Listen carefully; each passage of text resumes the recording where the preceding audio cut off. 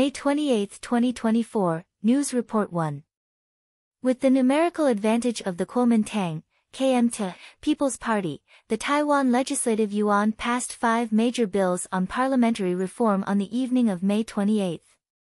These 5 bills are, normalizing the legislative process for the President's State of the Union Address, contempt of Parliament for disregarding parliamentary investigations and voting rights, strengthening personnel consistency, and implementing a named voting system for the government president. The passed legislation requires the President to submit a State of the Union report to the Legislative Yuan by February 1 each year, deliver the State of the Union address to the Legislative Yuan by March 1, and undergo questioning by legislators. Those questioned during the State of the Union address period are not allowed to refuse or provide false answers, otherwise they will be fined 200,000 new Taiwan dollars, with consecutive fines possible.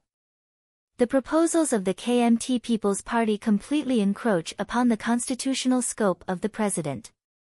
However, after the third reading of the bills, the Taiwan Control Yuan solemnly declared that certain clauses of the bills passed by the Legislative Yuan in the third reading violated the Constitution and the scope of interpretation of previous Grand Justices, and the procedures were incomplete, suspected of violating the principle of separation of powers in the Taiwan Constitution.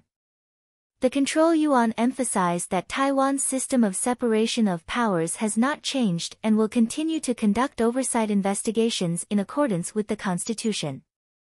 Facing the forced passage of the parliamentary reform bills by the KMT People's Party, Ko Jianming, the convener of the Democratic Progressive Party's Legislative Caucus, stated that the president of the Legislative Yuan, Han Kuo-yu, the KMT caucus convener, Fu Quanqi, and the People's Party caucus convener, Huang Kuo-chang, have seized democracy and the parliament, turning the parliament into Hong Kong, allowing Xi Jinping's long arm to reach Taiwan. Ko Jianming stated that the tsunami of public opinion and the winds of change have already arisen, and the constitutional war is just beginning. The Democratic Progressive Party still has 3 methods to counter the laws passed by the blue and white parties, including administrative reconsideration, constitutional litigation, and a national referendum. Administrative reconsideration refers to the Executive Yuan's request for reconsideration of bills within 10 days if it believes they are difficult to implement. Constitutional litigation refers to a constitutional lawsuit that can be filed if 1% of legislators believe the Constitution is violated, requesting interpretation by the Grand Justices. The Democratic Progressive Party has 51 seats in the Legislative Yuan, far exceeding the threshold for initiating constitutional litigation. Additionally, 50 civic groups in Taiwan convened outside the Legislative Yuan on May 28 to continue their protests against the parliamentary reform bills promoted by the KMT People's Party. By late evening, more than 70,000 people had gathered, chanting slogans outside and pushing giant white balloons into the Legislative Yuan. 15 counties and cities across Taiwan responded to this protest, holding similar demonstrations in Hsinchu, Miaoli, Taichung, Nantou, Zhanghua, and other places. Some participants stated that they were forced to protest by the blue and white parties. Civil groups have shifted the next battleground to local elections of the KMT, demanding that legislators come out and engage in direct dialogue with voters, explaining the rationale behind the forced legislation. News Report 2. The Zhejiang Maritime Safety Administration announced that from May 27 to June 15, live-fire exercises will be conducted daily from 8 a.m. to 6 p.m. in the East China Sea off Xiangshan County, Ningbo City, Zhejiang Province, prohibiting vessels from entering the area. Analysis by the United Daily News of Taiwan points out that although Xiangshan is at a distance from Taiwan, the duration of this exercise for 3 weeks and the use of live ammunition are highly unusual. Meanwhile, after Lai Ching-te took office as President of Taiwan on May 20, the People's Liberation Army conducted encirclement exercises around Taiwan on May 23 and 24, with great momentum but without firing a shot. Commentator Wu Hongsen stated on May 25 that China's encirclement exercises around Taiwan were imposing, but without live fire, the military risk was insufficient. He believed it was a hype for domestic audiences. The footage of the 10,000 arrow shooting, shown on CCTV, turned out to be an AI-generated animation, leading people to ponder the real purpose of the exercises. On the other hand, commentator Du Wenlong pointed out that this military exercise was too close to Taiwan. If live ammunition were used, it would cause great shock.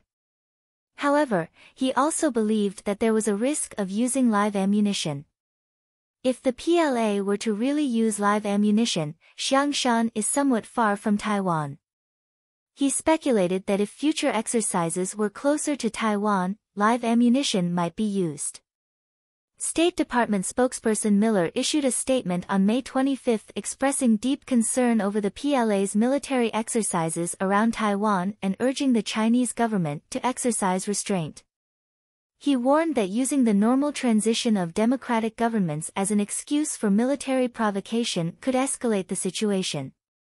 During the routine press conference of the Chinese Foreign Ministry on May 28, a Phoenix TV reporter asked about the statement by the spokesperson of the U.S. State Department. The Foreign Ministry spokesperson responded that the U.S. statement was a misjudgment of China, disregarding the attendance of opposition parties at the May 20 presidential inauguration ceremony, which has seriously harmed and risked the situation in the Taiwan Strait and Sino-U.S. relations. He also stated that China's military exercises around Taiwan are a resolute punishment for the speech by the leader of the Taiwan region on May 20 and a stern warning against external forces interfering in China's internal affairs. News Report 3. The Japanese Ministry of Defense reported on May 27 that on that day, a Chinese Wuzhen-10 unmanned aerial vehicle, UAV, was found flying north of the Diaoyu Islands. Japanese F-15 fighter jets were scrambled for interception. This was the first time that the Japanese Ministry of Defense had detected a Wuzhen-10 UAV from the PLA operating in the waters near the Diaoyu Islands. Japanese aircraft also found a 5-digit serial number displayed on the UAV, indicating that it was an active-duty PLA UAV. According to public information, the Wuzhen-10 UAV has a length of 9 meters, a wingspan of 18 meters, and is relatively large in size. The UAV is said to have stealth capabilities and can carry ground weapons to perform reconnaissance and strike missions. However, even with stealth capabilities, the UAV was still detected, indicating that its stealth effectiveness may be limited. Furthermore, the Daily Telegraph reported that China is preparing a large fleet of ferries and civilian vessels for potential operations to invade Taiwan. These civilian vessels are said to be converted from roll-on/roll-off ferries and can carry hundreds of armored vehicles. However, these civilian ferries are not armed and may sink with a single shot. Commentators pointed out that this tactical thinking seems reminiscent of the era of the crossing of the Yangtze River decades ago, but the Taiwan Strait is not comparable to the Yangtze River, and the feasibility of such strategies in modern warfare environments is questionable. News Report 4. According to Yonhap News Agency, on May 28, the Southern Gyeonggi Provincial Police Department in South Korea announced that a Chinese female employee of SK Hynix was arrested for disclosing technology to Huawei to reduce chip defect rates. The South Korean police have charged the Chinese woman with violating the Industrial Technology Protection and Protection Act. It is reported that the Chinese woman joined SK Hynix in 2013 and has been working in the department responsible for analyzing defective chips. In 2020, she became a team leader at SK Hynix's China branch. In June 2022, she jumped to Huawei. Before leaving, she printed more than 3,000 pieces of information involving chip process issue solutions and took these documents out of SK Hynix in batches. News Report 5. China's Ministry of State Security denied on its WeChat public account on May 28 that it would inspect the phones of all incoming travelers. They pointed out that the document issued by the Ministry of State Security on April 26 did mention the implementation of regulations on administrative law enforcement procedures by national security agencies starting from July 1, authorizing national security law enforcement personnel to inspect any electronic devices of investigation targets when identity is confirmed. However, they emphasized that this does not mean inspecting the phones of all incoming travelers, but rather limited law enforcement procedures in specific circumstances, and the law enforcement regulations aim to combat espionage activities that seriously endanger national security. The Ministry of State Security stated that when carrying out the law enforcement procedures for inspecting electronic devices held by individuals, there are clear conditions and procedures, including specific norms for preconditions, inspection objects, and inspection processes. Although they have the right to inspect the phones of incoming travelers, they did not say they would inspect everyone, but rather decide whether to conduct inspections based on specific circumstances. Therefore, the Ministry of State Security emphasized that their actions are based on procedural norms and legal requirements and denied inspecting the phones of all incoming travelers. Some people view this statement as evasive, but the Ministry of State Security insists that their actions are legal and compliant. News Report 6. According to Caixin, the Ministry of Public Security, the Ministry of Commerce, and the National Immigration Administration responded on May 28 that there should be no refusal to receive foreign nationals on the grounds of lacking qualifications for foreign-related business. These three ministries stated that they have recently received reports from foreign travelers that some hotels are refusing to accommodate them on the grounds of not having the qualifications for foreign-related business. In response, the Ministry of Public Security and the National Immigration Administration will actively coordinate with the Ministry of Commerce, the Ministry of Culture and Tourism to guide and supervise the hotel industry to further improve its capacity for foreign-related reception services and enhance the service level of employees. Earlier, the Ministry of Public Security required all hotels to only accommodate foreign guests with qualifications for foreign-related business. However, with the decrease in the number of foreigners coming to China, the Ministry of Public Security now claims that there has never been such a requirement and denies past practices. In addition, the three ministries jointly requested hotels to accommodate foreign guests. Some have questioned how these regulations came about. Although the Ministry of Public Security has not publicly announced these regulations, many people are aware of their existence.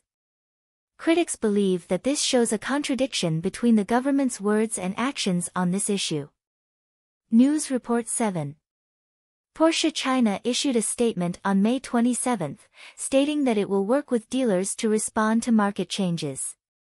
However, recently Porsche's dealers have sent letters to headquarters requesting compensation for losses in new car sales. The reason for Porsche China's dealers' resistance to pick up new cars is the poor sales situation in the Chinese market. Last year, the only market where Porsche's global sales declined was China, with sales of 79,300 units, down 15% year-on-year. In the first quarter of this year, Porsche China sold 16,340 vehicles, a decrease of 23.5%.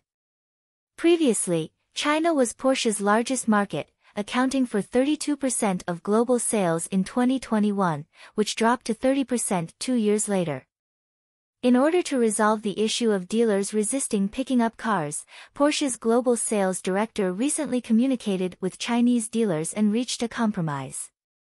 However, why are sales poor? It is not because of a shortage of funds, as banks still have deposits.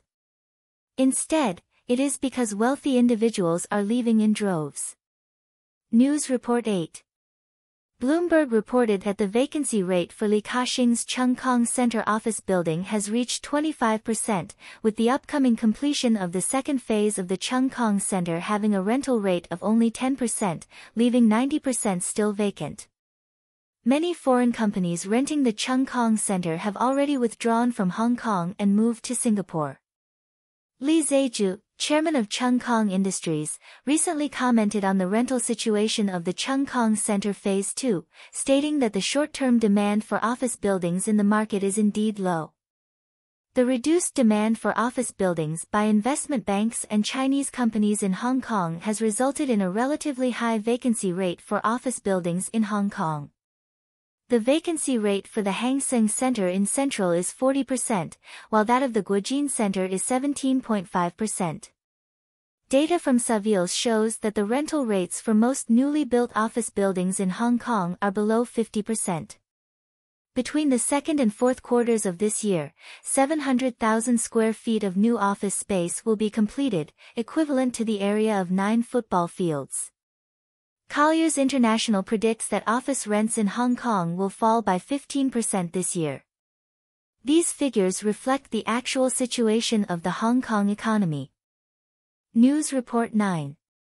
Southern Weekend reported that since the beginning of this year, China's urban investment companies have established new companies through mergers and acquisitions. These new companies, originally urban investment companies, have now been transformed into industrial state-owned enterprises. The reason for this is to avoid the identity of urban investment companies and to finance in the name of state-owned enterprises. Urban investment companies find it difficult to obtain loans, as no one is willing to lend them money. As of May 20 this year, more than 400 new state-owned enterprises have been established across China, involving industrial investment and development, of which 75 are transformed from urban investment companies. This transformation reflects the current financing dilemma of urban investment companies. By transforming into industrial state-owned enterprises, they can publicly finance in the market. The newly established industrial companies are still controlled by the State-Owned Assets Supervision and Administration Commission, SASAC, with no equity relationship with mature platforms, but the actual operation is managed by mature platforms. This transformation is a new trend, indicating that the original urban investment model is facing difficulties and needs to find new financing methods. News Report 10. On May 28, the municipal government of Guizhou announced that the down payment ratio for the first home in Guangzhou will be reduced to 15%, and for the second home it will be 25%, while the lower limit of the mortgage interest rate will be cancelled. This makes Guangzhou the first-tier city to reduce the down payment ratio and the first city to cancel the lower limit of the mortgage interest rate. According to the new regulations, non-residents in Guangzhou can enjoy the same housing loan conditions as residents after paying individual income tax or social security for 6 months, compared to 2 years previously. This measure aims to attract non-resident families and single families to purchase homes, and relaxing purchase restrictions and lowering the threshold for home purchases are among the main objectives. The purpose behind this policy adjustment is mainly to promote the active real estate market, especially in the second-hand housing market. Previously, Shanghai had made similar adjustments, including shortening the years of Social Security or individual income tax requirements for non-residents to purchase homes, expanding the range of non-residents' purchase areas, and canceling the limit on divorced persons' home purchases. The implementation of these measures is also aimed at stabilizing the market and stimulating housing demand. However, the loosening of policies in first-tier cities' real estate markets may only be a short-term measure, with limited effectiveness in solving long-term problems. In the long run, the real estate market needs more comprehensive and long-term policies to guide its healthy development and avoid significant market fluctuations. News Report 11. Deutsche Welle reported that with North Korea opening its borders after the epidemic, China has repatriated thousands of defectors to North Korea. These defectors will be sent to concentration camps, facing the risk of abuse, detention, or even execution. The South Korean human rights organization People's Liberation Front of Korea, CHAK, said that the most recent repatriation by China was on April 26, when the Jilin Provincial Police sent back more than 200 defectors to North Korea. The U.S. Human Rights Organization Committee for Human Rights in North Korea said that in August and September 2023, China repatriated more than 2,000 defectors. A report by the UN Acting Office at the end of last year recommended that China ensure that defectors seeking asylum in China can access asylum procedures and provide humanitarian space and identity documents. However, the Chinese government insists that defectors are illegal economic immigrants, not people fleeing oppressive regimes and starvation. CHAK Chairman Skaratoy said that China is still providing protection to the North Korean regime, which is aiding and abetting the abuse. Human rights organizations around the world have called on the international community to increase pressure on the Chinese government to stop the forced repatriation of defectors from North Korea.